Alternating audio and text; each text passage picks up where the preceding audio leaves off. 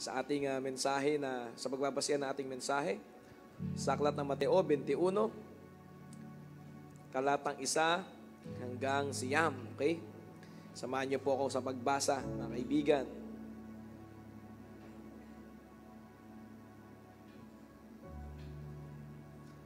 Okay, Mateo 21, talatang 1 hanggang 9. Okay?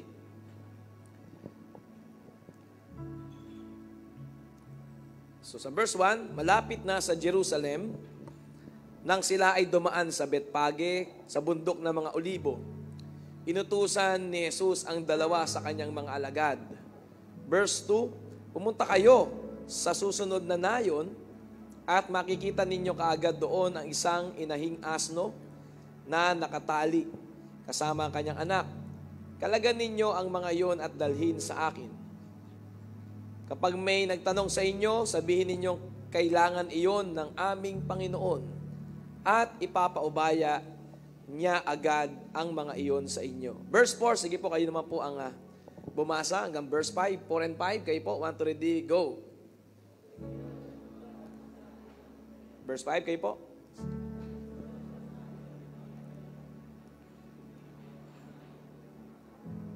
Siya'y mapagpakumbaba. Masdan mo siya at nakasakay sa isang asno at isang batang asno ay isang anak ng isang babaeng asno. Verse 6, lumakad nga ang mga alagad at ginawa ang iniutos ni Jesus. Dinala nila kay Jesus ang inahing asno at ang mga anak nito at isinapin sa likod ng mga ito ang kanilang mga balabal. Pagkatapos sumakay dito si Jesus. Verse 8 and 9, tayo pong lahat. 1 to ready, begin. Maraming naglatag ng kanilang balabal sa daan. Mayroon namang pumutol ng mga sanga ng kahoy at inilatag sa daan. Verse 9, nagsisigawan ang mga taong nauuna at sumusunod sa kanya. Sigaw nila, purihin ang anak ni David. Pinagpala ang dumating sa pangalan ng Panginoon. Purihin ang Diyos. Tayo po'y manalangin. Panginoon, salamat po. Sa oras na ito, gamitin niyo pong oras na ito para matutunan namin ang inyong mga prinsipyo at salita. Banal na Espiritu, kayo pong magbigay sa amin ng wisdom, ng understanding, ng counsel.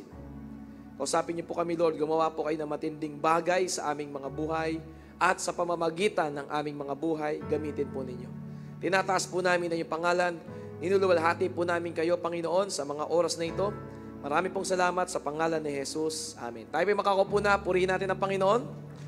Ang mensahe po natin ay pinamagatang New Dimension of Usefulness. New dimension of usefulness. Bagong dimensyon ng pagiging kagamit-gamit sa Panginoon. So, hindi po next level, kundi new dimension.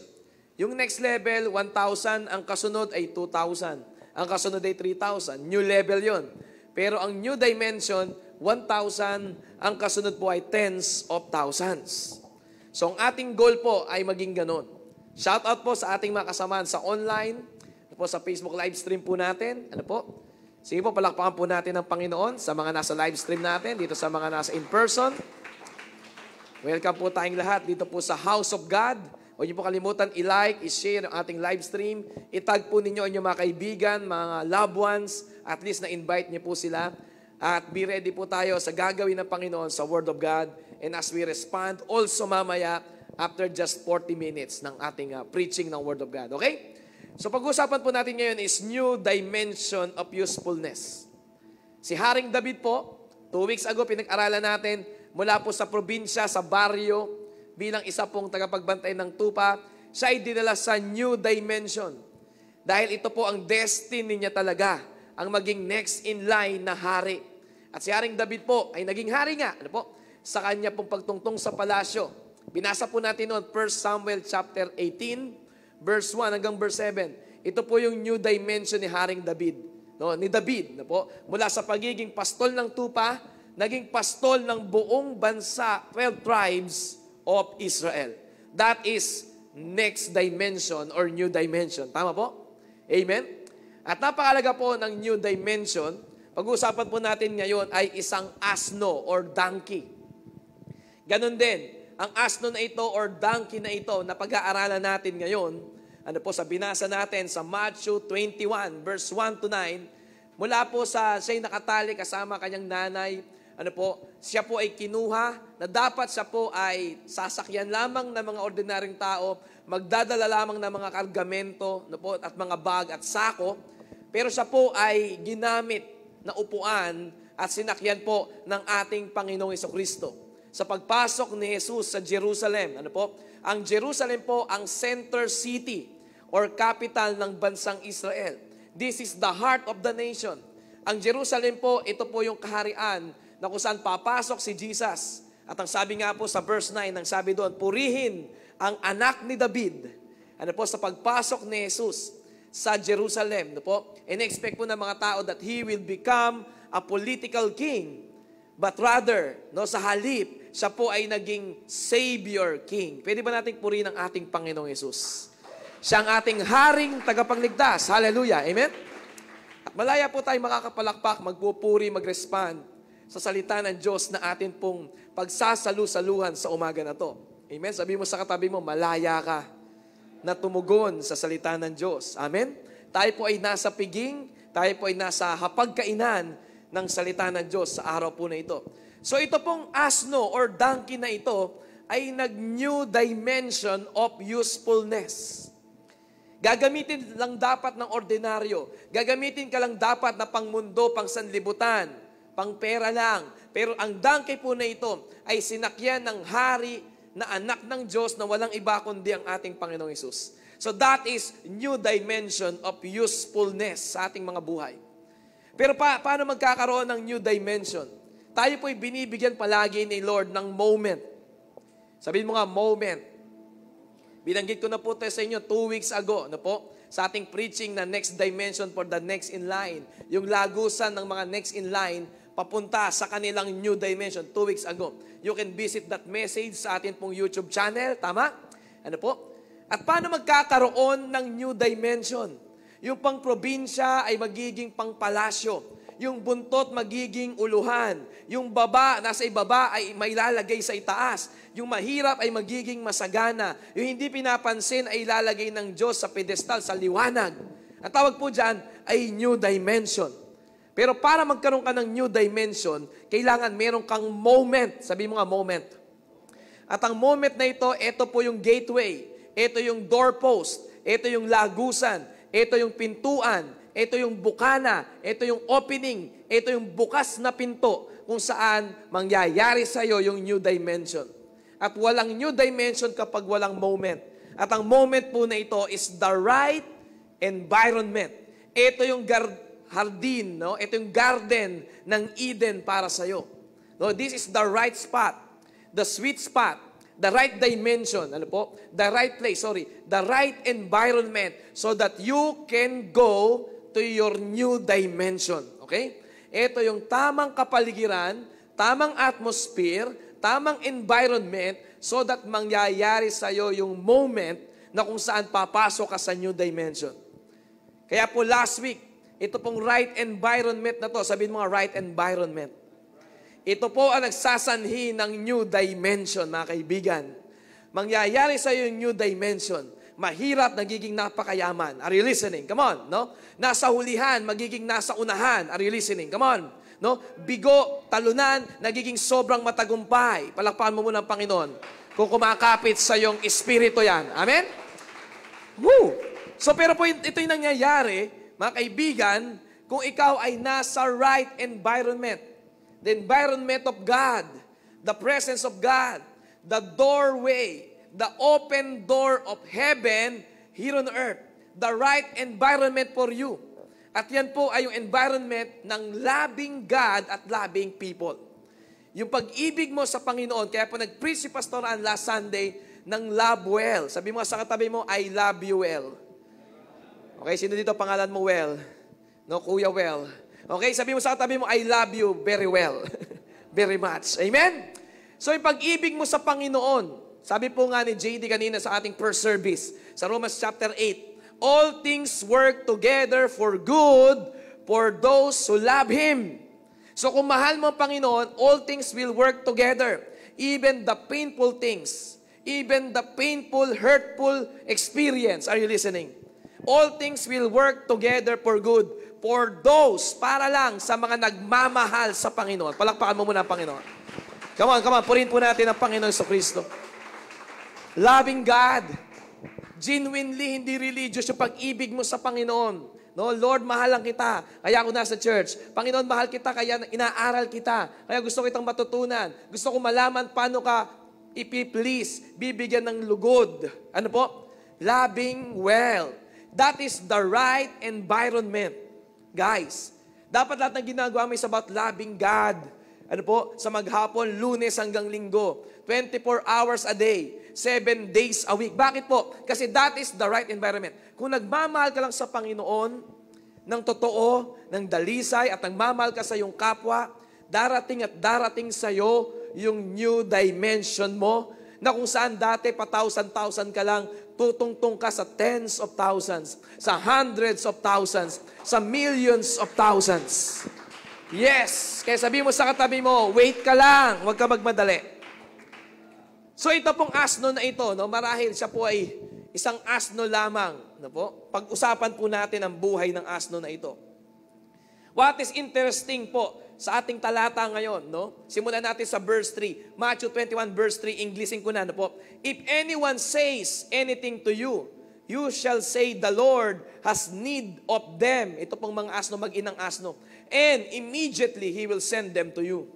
Sa verse 3 po, Tagalog, sabi dito, kapag may nagtanong sa inyo, sabihin ninyo, kailangan iyon ng aming Panginoon at ipapaubaya niya agad ang mga iyon sa inyo.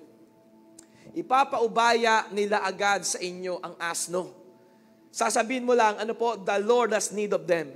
Kailangan ng Panginoon ang mga asno. At ang interesting thing po dito, ano po, mga kaibigan, is wala kang makikita sa Bible, maliban sa verse na to, na nangailangan ng Diyos. Hindi nga kailangan ng Diyos ng kahit ano eh. God doesn't need anything. No, but sa verse po na ito, no, Matthew 21 verse 3, the Lord has need of them.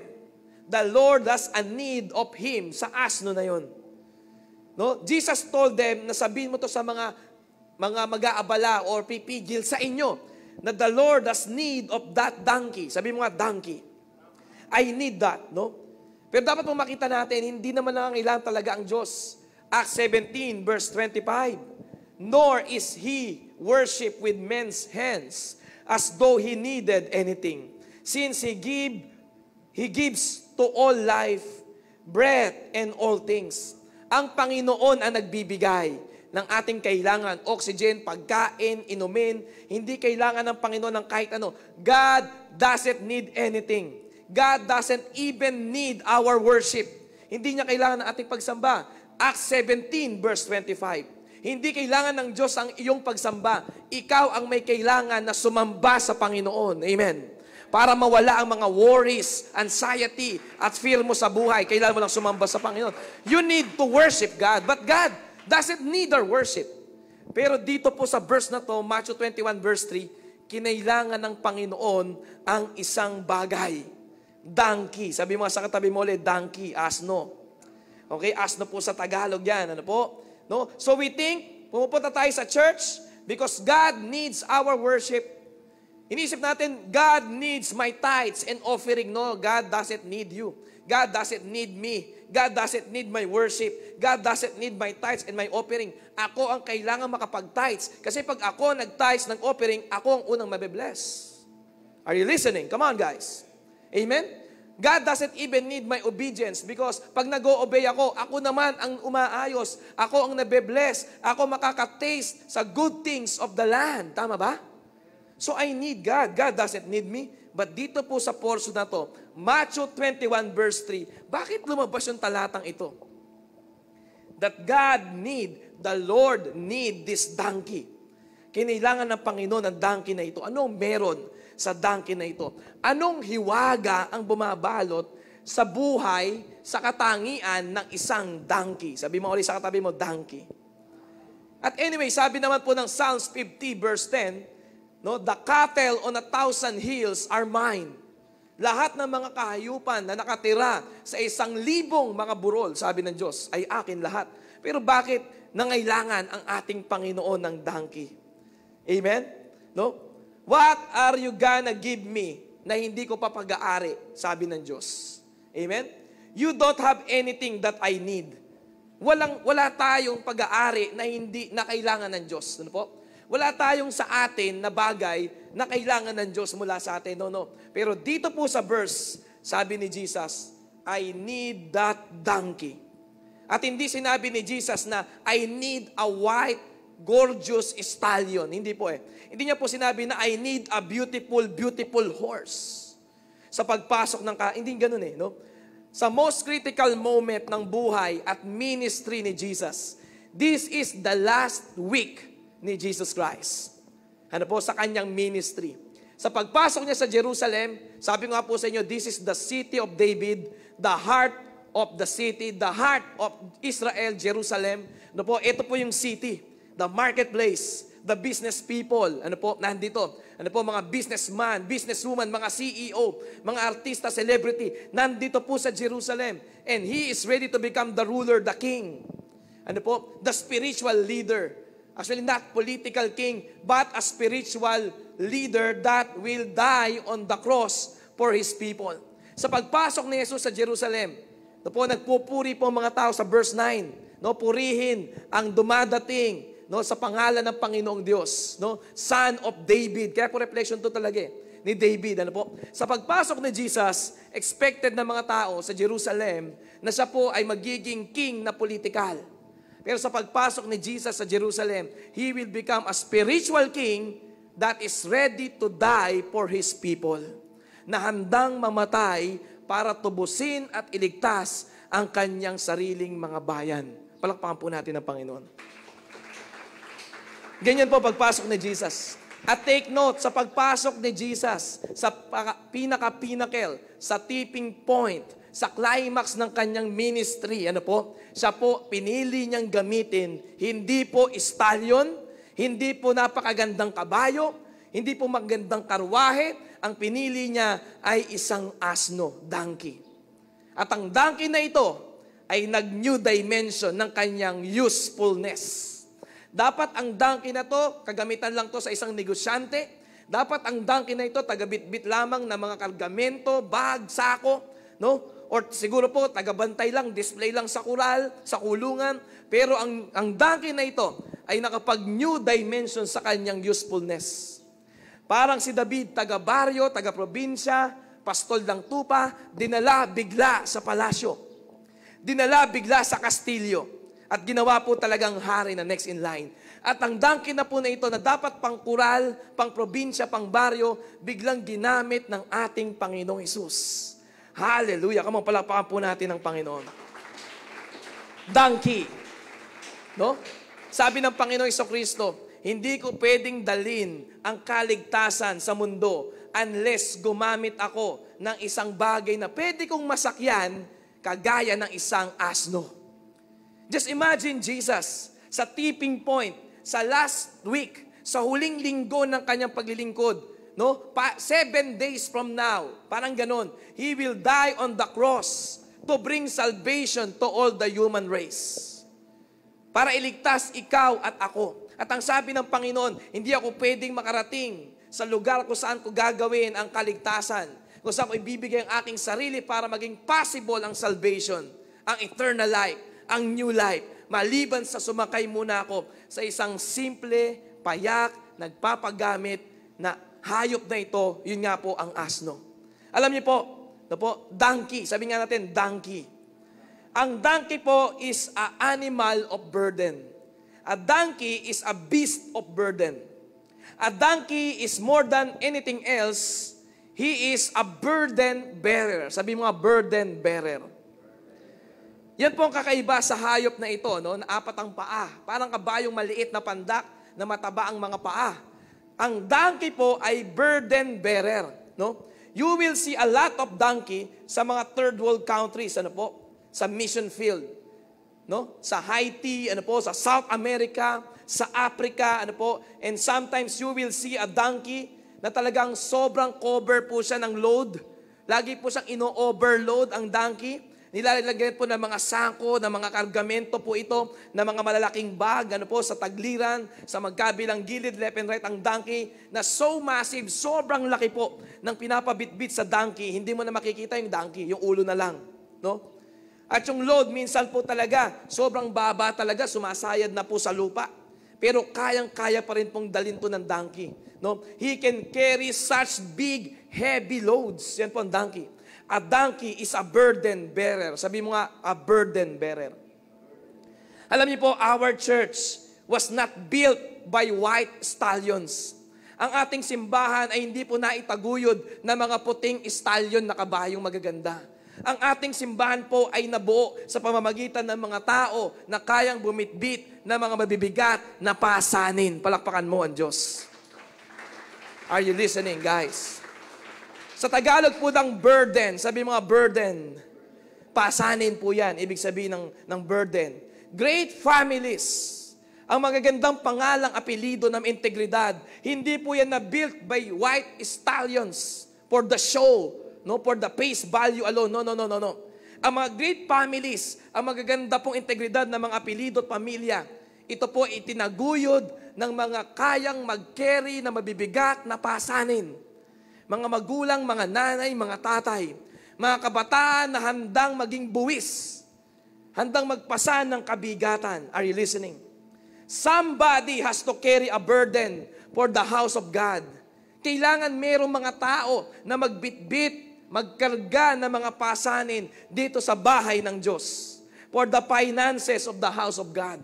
Kailangan may magbitbit ng pasanin, mga kaibigan, sa mga bayarin, sa mga finances ng ating house of God for worship. Pwede ba natin palakpakan ng Panginoon? Sa mga faithful, tithers, givers, supporters, partners sa ministry. Come on! Somebody need to carry the burden. Burden, ibig sabihin yung pasanin. Yung pasanin ng pananalangin sa umaga. Somebody has to carry the burden of praise. Yung pasanin ng pagpupuri. Minsan ang pagpupuri parang pasanin kasi nangyayari sa buhay mo sobrang pangit, sobrang lungkot. Pero anyway, pumapalakpak ka, nagpupuri ka sa Panginoon. Come on. Woo! Hallelujah. Kailangan po merong tao na magbitbit ng pasanin to win the lost. To share the good news, the gospel of the kingdom of Jesus.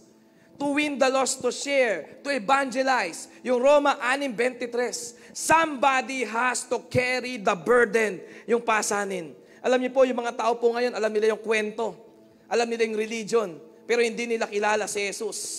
Hindi nila alam kung sino si Jesucristo. No? Somebody has to carry the burden of bringing Jesus to a lost and dying world. Kailangan po may magbitbit ng pasanin para dalhin ang kwentong maganda na mula kay Kristo to this lost and dying world. Someone has to carry the burden. Kailangan may magpasan ng pasaning ito. Kaya po pag nakita natin ang donkey, no po, makita po natin yung mga tao na ginagamit ng Panginoon.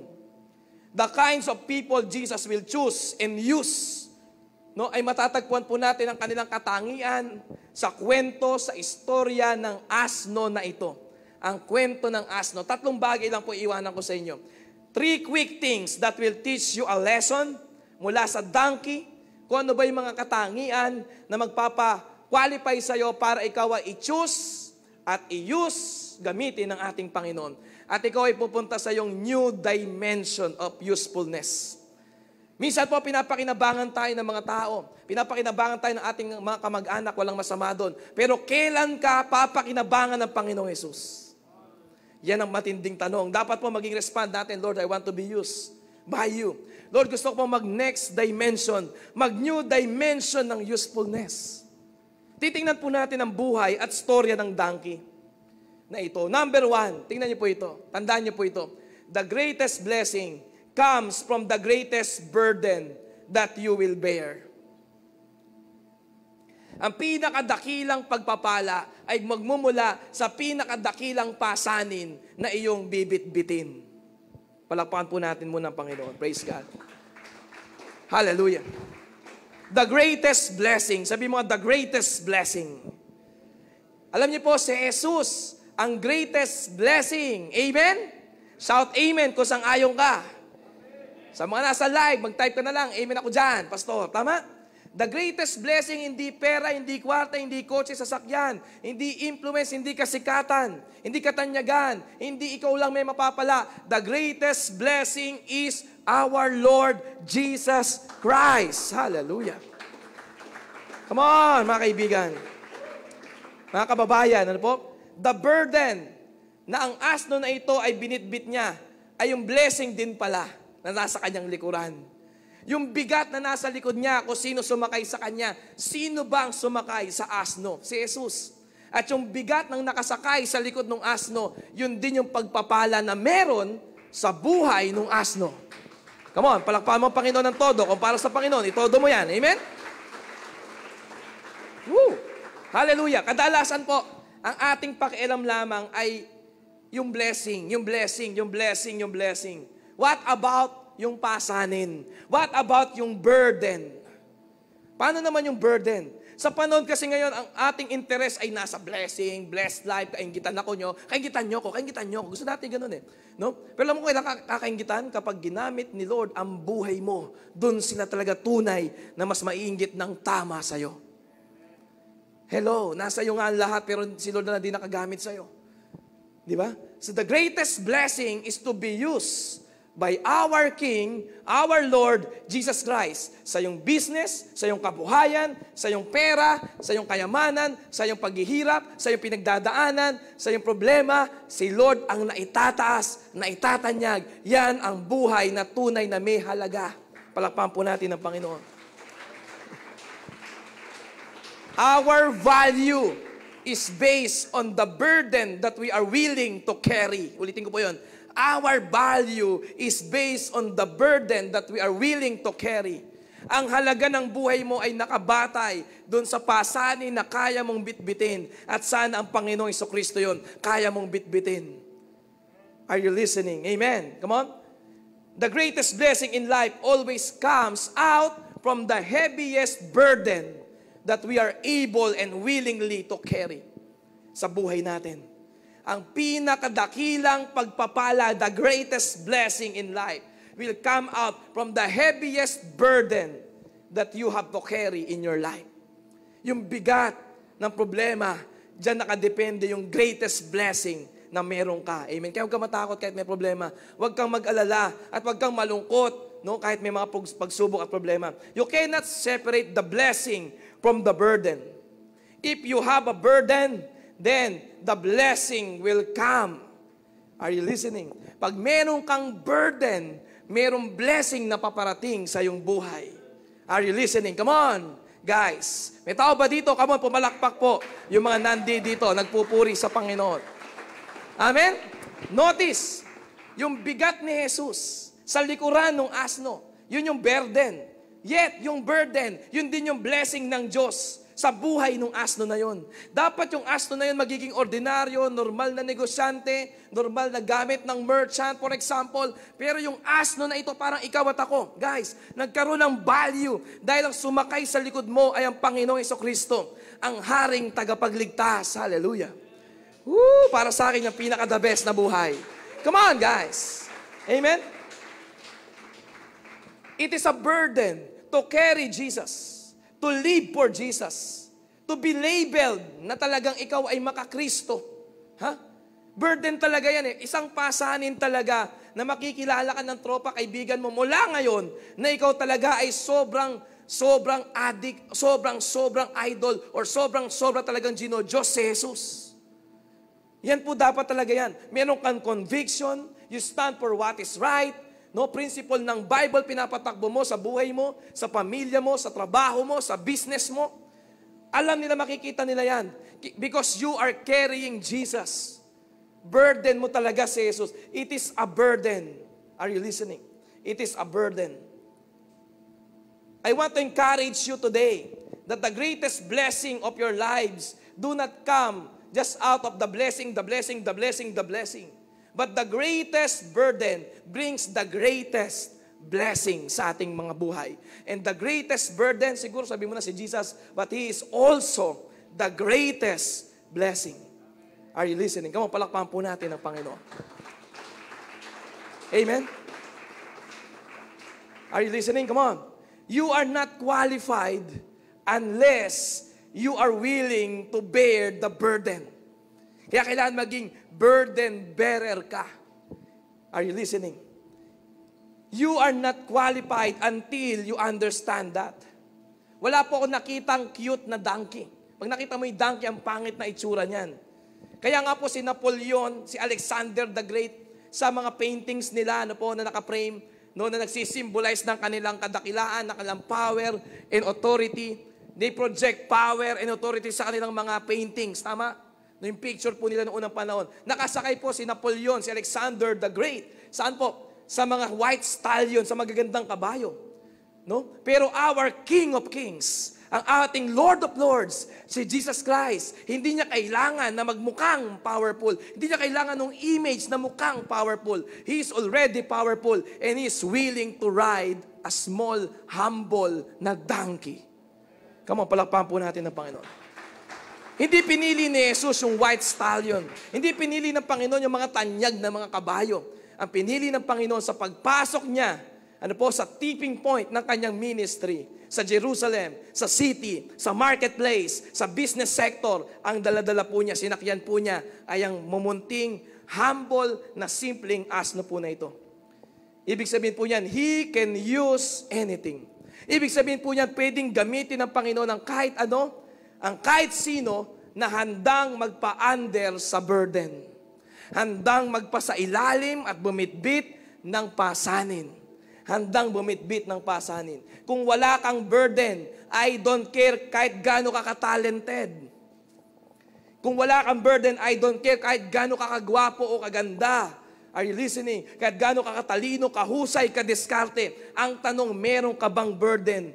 God cannot use you pag wala kang burden. You got to have a burden for the lost.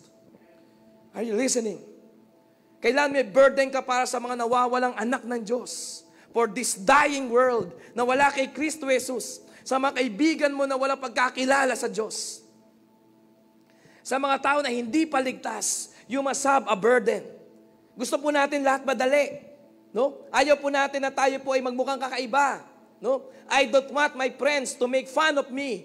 Pag puro Jesus ako. Pag ini-invite ko sila sa cell, pag tinatag ko sila palagi sa church, live stream namin. I don't want to not to get invited sa mga gathering nila. Gusto ko lagi pa rin akong in. Mga kaibigan, that's the burden. Yan ang bigat. Yan ang pasanin mo. Kapag daladala mo ang Panginoon Kristo, that's the burden of carrying Jesus. Yan ang pasanin kapag daladala mo ang Panginoon. No? But as you carry the burden of Jesus, the blessing will come in your life. Pero habang daladala mo ang Panginoon, habang pasan-pasan mo si Jesus sa barkada, sa kapamilya mo, magkakaroon ka na ng label, masyadong mahal niyan si Lord. Masyadong spiritual yan. Masyadong pa-church yan. Tanggapin niyo yan mga kaibigan because that is the burden that we must carry. Pag merong burden, huwag kang mag-alala. Pero pag may burden, may matinding blessing. Hallelujah. Sige po, pumalakpak lahat po na nakagets. Amen. Woo! You cannot have one another without the other. You cannot have one without the other. I gladly bear the burden of Jesus Christ in this generation. Isang kagalakan ko ang bitbitin ng pasanin ni Jesus sa generation na ito. Are you listening?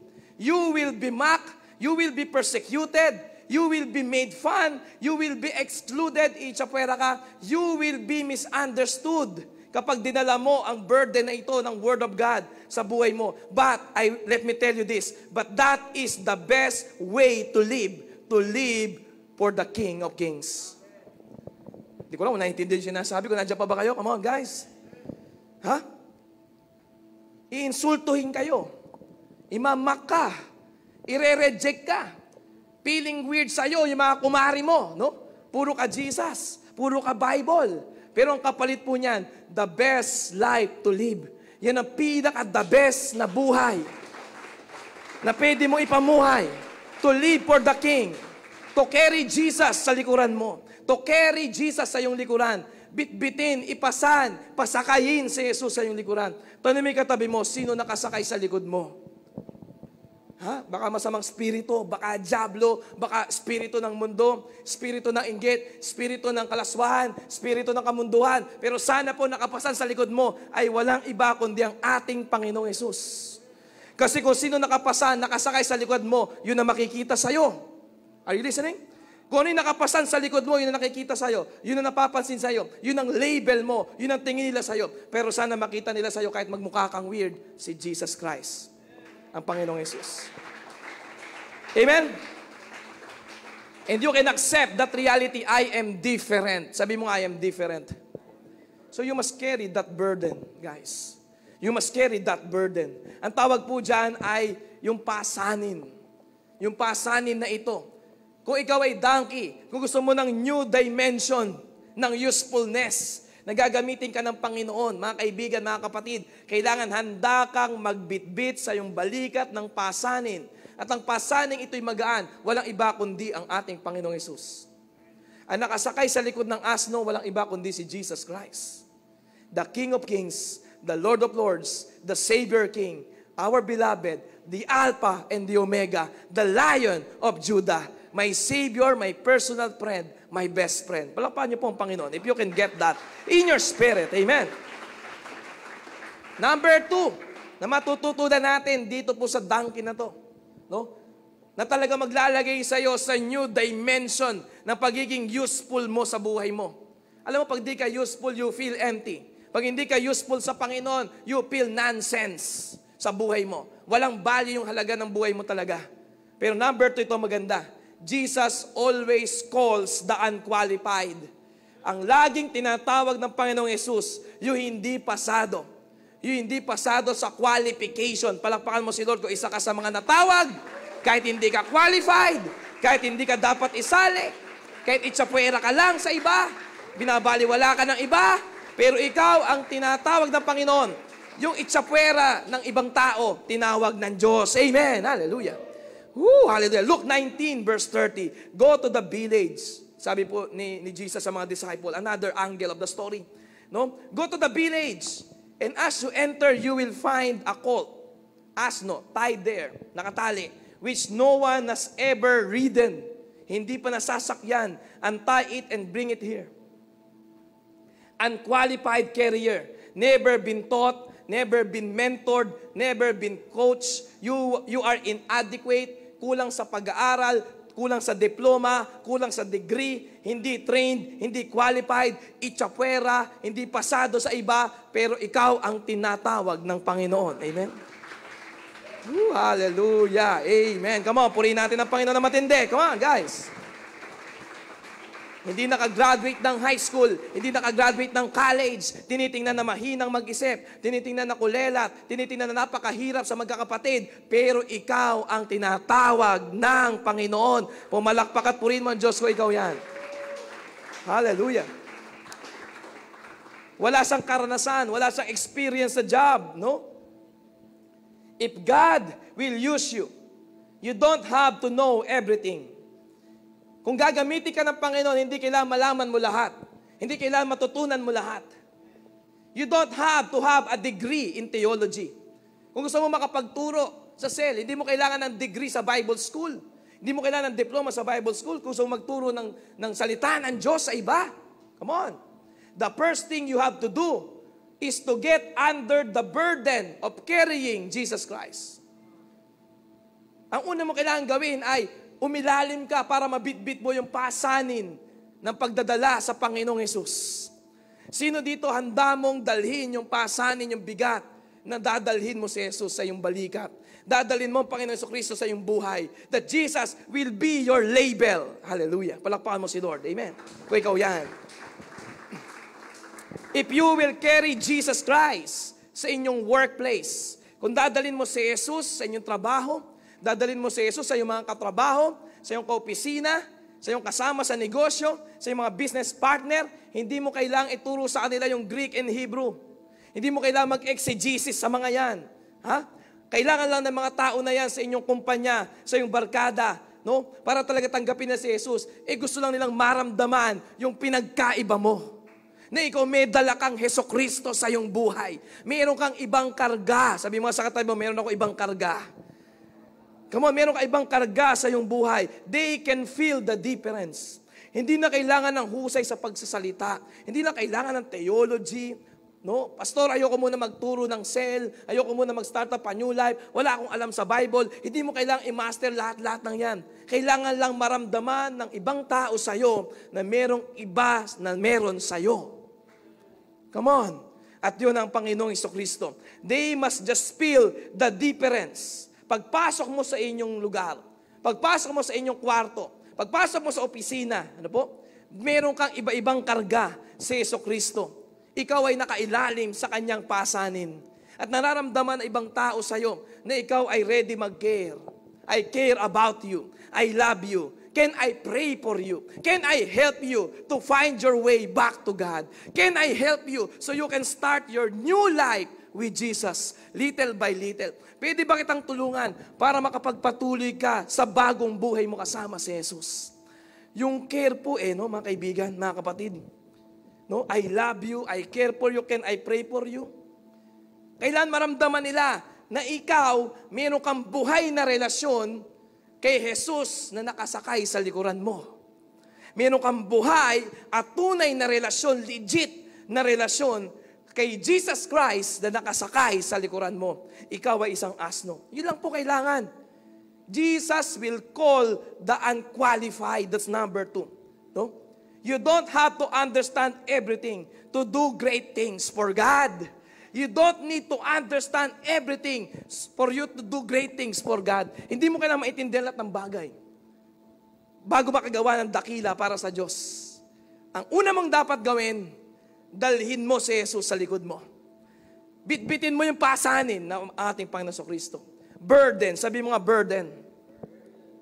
Alam niyo po, pag when I look back 20 years ago, when I first start to preach, 17 years old po ako noon, 37 na ako ngayon. Amen, 20 years ago. Ano po, when I started preaching, 20 years ago, I don't know a lot in the Bible. Wala akong alam po na madami sa Bible. Gumawa ako ng outline, I remember February din yun. Okay, birthday ko kasi kaya ako pinag-preach. No? 20 years ago, just imagine that. 2001. No? Gumawa ako ng outline, ako mismo nalito ko sa outline ko eh.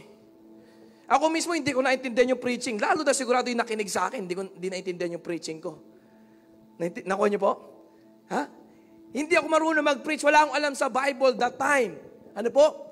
Nakakaawa po yung aking itsura noon. Hanggang ngayon naman, Pastor, pagka nag-preach, okay lang naman sa akin yun. Amen. Hallelujah. Ano po? Pero alam niyo po, pinagkaiba ko lang. Simple lang. Kahit hindi ako magaling mag-preach, hindi ako marunong sa Bible, kahit hindi ako mahusay magsalita, meron akong burden. Di ko lang kung nararamdaman yan. I carried a burden in my life. Andun yung burden. Alam niyo po, kung kayo po'y nagsimula na maging born again 40 years ago, 30 years ago, may mga salita pong ganyan. Lagi ko narinig sa tatay ko yan. No? Pagka kinakaunsilan niya yung mga youth leader nung unang panahon, no? Siguro mga 25 years ago, 28 years ago po. Narinig ko yan, sabi ng tatay ko, no, ang maglilingkod sa Panginoon, yung may burden sa ministry. Kaya bata pa lang po ko alam po yung salitang burden. Sabi mga burden. Yung kabigatan, yung pasanin. No po? Ha? Yung may pasanin ka sa gawain ng Diyos. Hindi ka ganun kagaling. Hindi ka ganun kahusay. Wala kang alam. Konti lang alam mo. Pero meron kang matinding burden. Gusto mong makibahagi. Gusto mong maging part. Gusto mong sumali. Gusto mong mag-serve. Gusto mo lang gawin kung ano kaya mong gawin. You are there. Kahit mahirap. Kahit mabigat. You are ready to carry the burden. Come on, purihin mo si Lord. Woo! Hallelujah. Guys. Basta yun lang alam ko eh. I knew Jesus was on my back. Alam ko lang may Jesus na akong ni-receive. At the age of 9, May 1995, sa Mabolo, Malolos, Bulacan, I received Jesus Christ. Sa isang youth camp. And I know Jesus was on me. I know Jesus Christ is living inside this body. The King was on my back. Nakasakay ang hari sa likuran ko. Hindi ako magaling, hindi ako mahusay. Wala akong kakayahan, wala akong abilidad. Pero meron akong burden. Nagkekera. Alam mo yung concern ka rin. Nag-iisip ka din. Nag-aalala ka din. No? Gusto mo ling makialam. You have a burden. You have a burden. Meron kang pasanin sa puso mo. Gusto ko po ibalik to lahat sa inyo ngayon. Sa 2021 na mga Kristiyano ngayon sa panahon na ito. Kailangan may burden ka. Hindi mo kailangan na skill, talino, galing, husay, talento. Ang kailangan mo, meron kang burden, meron kang pakialam, meron kang concern sa hari, sa gustong mangyari ng hari, sa gustong puntahan ng hari. Meron kang desire na makilahok. Kamapurin po natin ang Panginoon. Hallelujah. Basta kailangan ko i-share si Jesus, or else ang buhay ko walang kahulugan. Ha? Kailangan ko i-share si Jesus sa marketplace, sa aking co-workers, sa aking mga kasama na ma-businessman, or else walang kwenta yung aking pagiging businessman. Come on, guys. Because I carry Jesus sa buhay ko. Marahil mawiwirduhan sila sa'yo. Marahil mawiwirduhan siya sa inyo. Pero I carry Jesus. This is me. I am different. Yes, I am different. Amen? Nagigets po ba yan, mga kaibigan? I got to do it. I didn't know how, di ko lang kung paano, pero kailangan kong i-preach yung gospel, i-preach yung good news sa aking katrabaho, sa aking empleyado, kung may empleyado ka, sa aking kaeskwela, kabas, kaeskwela, kalaro, kaibigan, etc. I just need to preach Jesus or else my life is meaningless. Woo! Hallelujah. Pumalakpak po dito yung nakakagets. I'm so glad. Ako po'y tuwang-tuwa sa Panginoon dahil hindi siya gumamit ng mamahaling kabayo sa pagpasok niya sa kanyang tipping point ng kanyang paglilingkod. Sa last week ng kanyang pagsiserve, hindi siya pumili ng puting stallion. I'm so glad ang ginagamit niya ay yung mga taong unqualified, hindi nakagraduate. Tama, itsapwera, black sheep ng pamilya, tinuturing na walang silbi, pero tinawag, ginamit, at yun ang pinipili ng Panginoon. Hallelujah, amen. Woo! Amen. Praise God. Pero pag sumama ka sa Kanya, aayusin ka niya. Pero pag sumama ka sa Kanya, ile-level up ka niya. Pero pag sumama sa Kanya, i-mentor ka niya, ite-train ka niya, i-coach ka niya, tuturuan ka niya, He will make you qualify. Amen? Kina-qualify niya yung mga unqualified. He will train you. He will teach you. Along the road, He will qualify you. Amen? Kaya nga po mga tao, they cannot give glory to themselves. They will only give the glory to the one na nakasakay sa kanilang likuran. The King of Kings, the Lord of Lords. Amen. Give the Lord a mighty shout of praise. Come on. Woo! Hallelujah. Purihin ang Panginoon. If you are thankful, come on. Sabihin mo, Lord, you can use me. Come on, isigaw mo, Lord, you can use me. Just let Jesus ride on you. Just let Jesus ride on you. Jesus, ride on my back. At ang sabi ng Panginoon, and I will use you for my glory. Alam niyo po, sabi ko nga sa inyo, ang halaga mo nakabatay sa nakasakay sa iyong likuran. Ang halaga mo ay nakabatay sa kung sino ang sa likod mo'y nakasakay. Are you listening? At number 3, Jesus will do the heavy lifting. Pag pinag-aralan po natin ito, sasakay sa iyo si Jesus. Pero ang totoo, isasakay mo kay Jesus lahat ng kabigatan, problema, pagsubok, mga bagay na imposible, mga bagay na hindi mo kaya. Si Jesus ang magbibitbit. Si Jesus ang magdadala. Jesus will do the heavy lifting. All He asked for me to do is to have Him ride on my back. Ang hinihiling lang ng Panginoong Jesus ay pasakayin ko siya sa aking likuran. Alam mo, inihiling lang ni Lord sa'yo, pasakayin mo raw siya sa iyong likuran. Amen? I-backride mo lang siya. Amen?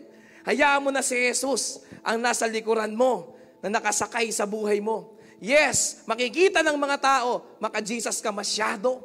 Ha? Masyado kang maka-church, siguro sa tingin nila. Masyado kang religious, siguro yan ang term nila. Pero you are not religious. Meron ka lang tunay na relasyon sa Diyos na nasa likuran mo. Come on! Amen.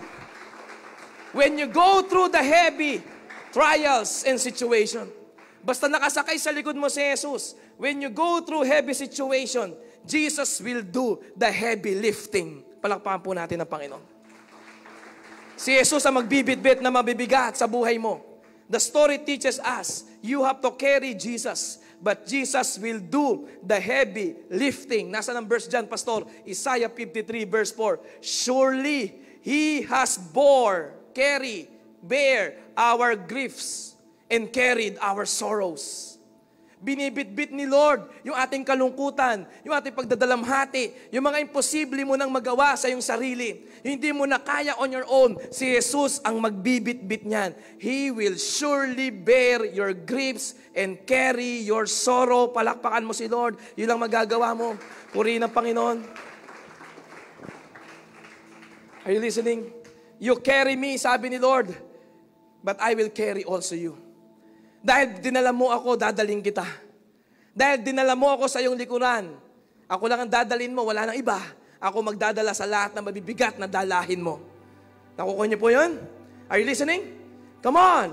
You carry me, sabi ni Lord. I will carry your grief.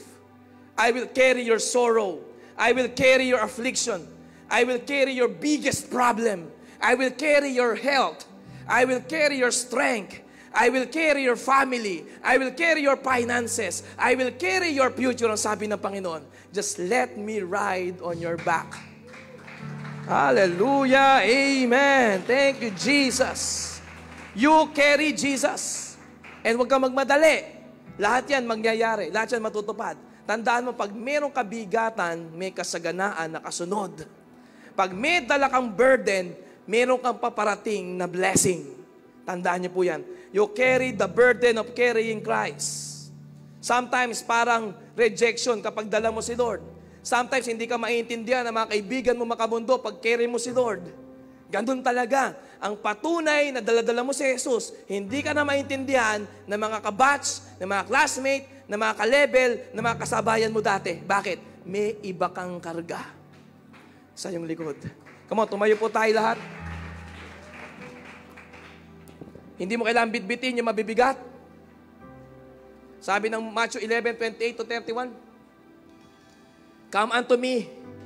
Come unto me, sabi ni Jesus. Those of you who are carrying heavy burdens. Tandaan nyo, may burden ka pero not heavy. Bakit? Dahil ang burden mo si Jesus. Yung heavy sa buhay mo, si Jesus ang nagdadala. Sana po naiintindihan nyo yung ating mensahe ngayon. Are you listening? There is a Savior who says, I will help you.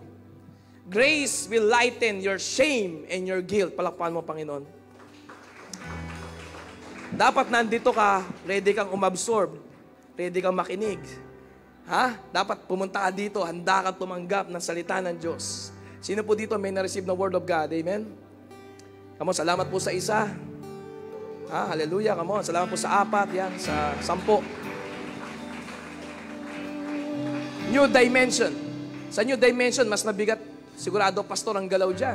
Pastor, sigurado sa new dimension, dahil mas malaki ang anihan. Tama? Exponential ang growth. Mas mabigat. Hindi, mas magaan. Bakit? Dahil sa new dimension, mas magiging useful ka. Pero magiging useful ka sa King of Kings, sa Lord of Lords, sa Kingdom of Heaven. Imatindi yun. That's the new dimension. Are you listening? The grace will lighten the load of your past failure. Sino po dito ang bigat-bigat na ng mga nakaraan mong pagkakamali? And right now, sa umaga na to, pag binitbit mo yung burden, pag binitbit mo si Jesus, pag dinala mo si Jesus sa buhay mo, biglang gagaan lahat yan. Grace will pick you back up. Grace comes along and say, I will do the heavy lifting. Yes, you messed up. Yes, you failed. Yes, you did it again. Yes, you made fool of yourself. Yes, you mess up. Yes, you ruin your marriage. Yes, you ruined your family. But grace comes along and say, I will do the heavy lifting. Ako ang gagawa ng pinakamabibigat na bitbitin. Ako magpapasan. Amen? Basta wag mo lang akong ialis sa iyong likuran. Ang sabi ni Jesus, let me ride on your back. I love you. I care for you. Sabi ng Panginoon. Yes, you messed up. Yes, you failed. Yes, you did it again. Yes, you made fool out of yourself. Yes, you messed up your finances. Yes, you messed up your marriage. Yes, you messed up your family. But ang sabi ng Panginoon, my grace will come along and I will do the heavy lifting. Ako ang magbibitbit ng lahat ng kabigatan. Purihin mo, Panginoon. Hallelujah. Ang pamilya mo ba ay sobrang bigat? Ang financial problem mo ba sobrang bigat? Ang utang mo na ba ay sobrang bigat? Ang buong mundo mo ba ay sobrang bigat? Ang sabi ng Panginoon, ako magbibitbit ng lahat ng pinakamabibigat. All you have to do, ano kailangan kong gawin na lang, Panginoon? Sabi ni Jesus, ako na lang ang dalin mo. Ako ang dalin mo, sabi ng Panginoon. Sa umaga na to, sige po, let us worship the Lord. Let us respond. Sige po, let us worship Him. Thank you, Jesus. Thank you, Lord. Where you go, I go. Where you stay, I'll stay. When you move, I'll move. I'll follow you. Whom you love, I love. How you serve, I come on, mga burden bearers, come on. Sabi mo sa Panginoon, Lord, I will carry the burden. I will follow you. Dalhin mo si Jesus. Dalhin mo ang Panginoong Jesus sa iyong likuran, sa iyong buhay, sa araw-araw. Come on. When you move, I'll move, and I will follow you. Who you love, I love, and how you serve, I serve. If this life I lose, I will follow you. Where you go, I'll go. Where you stay, I'll stay. And when you move, I'll move, and I will follow you. Whom you love, I love. How you serve, I serve. And if this life I lose, I will follow you. Sino po dito, ready kang magdala ng burden? Taas mo isa mong kamay sa Panginoon. Lord, I will carry the burden. Burden for the lost. Yung pasanin para sa mga napapalayo pa sa inyo. Malaman nila yung salvation, yung good news, yung gospel. Come on, surrender to Jesus. Lord, I will be like a donkey. Sige, sabi mo sa Panginoon, Lord, I surrender. Mag-respond ka, come on. Mag-focus ka lang sa Panginoon. Sa ating 30 seconds na ito, just focus on God. Just focus on God. Surrender. Lord, parang asno, Lord. Handa kitang pasakayin sa aking likuran. Handa akong dalhin yung burden. At makita ng mga tao, meron akong Jesus. Saan man ako pumunta, makikita nila meron akong Jesus. Sa kumpanya, sa trabaho, sa bukid, sa eskwelahan, sa pagtambay, sa tindahan, sa kapitbahay. Come on! Kausapin ng Panginoon, Lord, I will carry you on my back.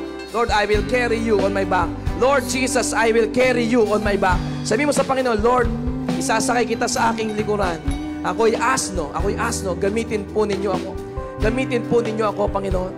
New dimension of usefulness. Come on. New dimension of usefulness. Hallelujah. Thank you, Jesus. Lord, we surrender to you. Sa inyo pong aming buhay. Sa inyo pong aming lakas. Sa inyo pong aming mga araw, linggo, buwan at taon. We surrender to you. Come on, surrender your life. Surrender your life to Jesus. Thank you, Jesus. Hallelujah. Sige po, let us follow the Lord. Let us follow the Lord. He's leading. Come on. Where you go, I'll go. I'll go, Lord. Where you stay, I'll stay. When you move, I'll move. And I will follow you. And who you love, I love. How you serve, I serve. And if this life I lose, I will follow you. Thank you, Jesus. Thank you, Lord. I will follow you. I'll follow you. Salamat po, Panginoon.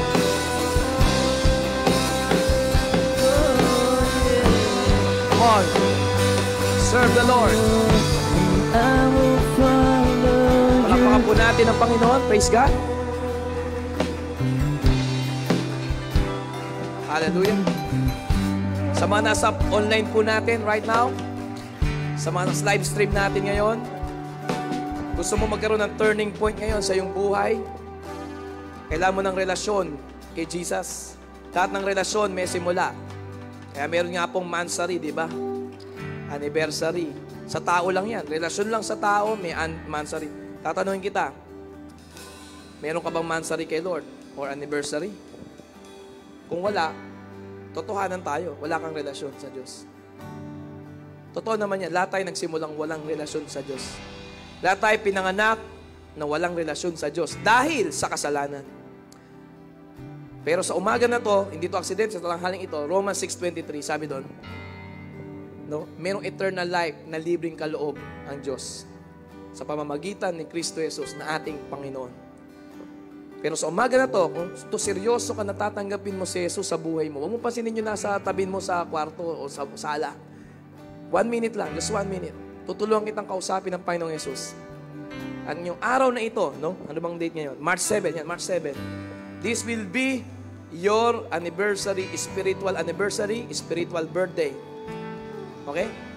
Walang masama na magsimula uli kaysa magpatuloy ng mali-mali sa buhay mo. Okay? Sasamahan kita sa pagpe-pray. Nandiyan ang banal na Espiritu sa inyo. Nandito rin sa Glory City Church right now. Omnipresent ang Holy Spirit. He can listen to your heart right now.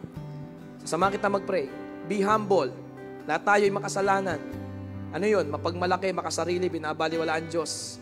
May sariling diskarte. Pero if you want a new dimension, kailangan ipanganak ka sa Espiritu ngayon.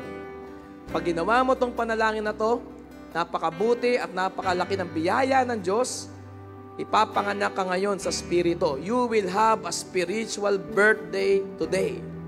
Kung totoo mo itong gagawin, ikaw lang makakaalam nito kung totoo, okay? Sasama kita mag-pray. Close your eyes. Panginoong Jesus.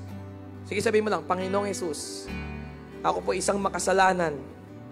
Ang dami kong kasalanan sa inyo. Patawarin niyo po ako. Pero sa araw na ito, Panginoon, pumasok ka sa puso ko. Ikaw na ang Panginoon ko. May-ari ng buhay ko.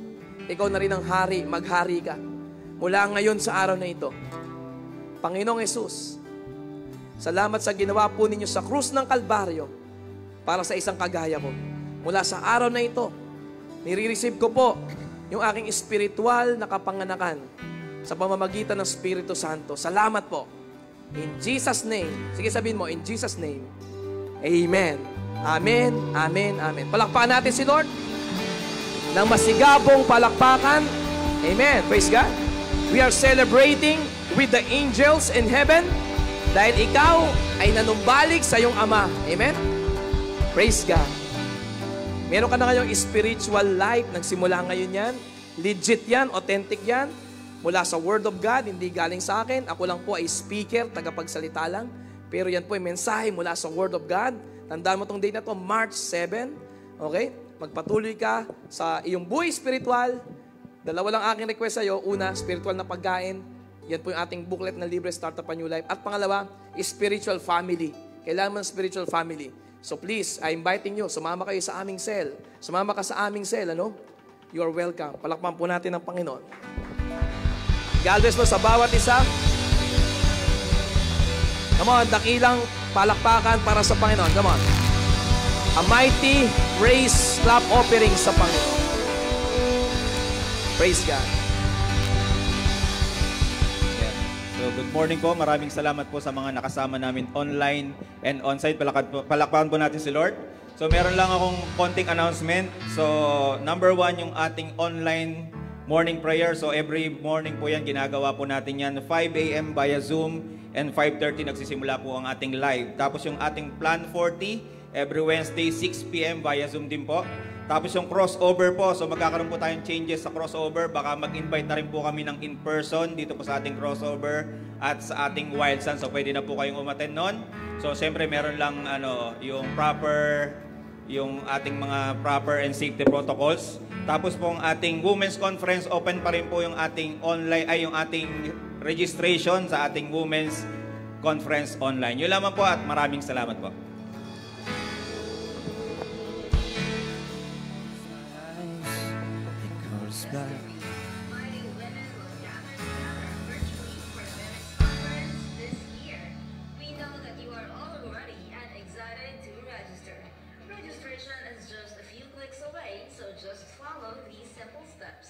Number 1, go to the website of GDO Philippines.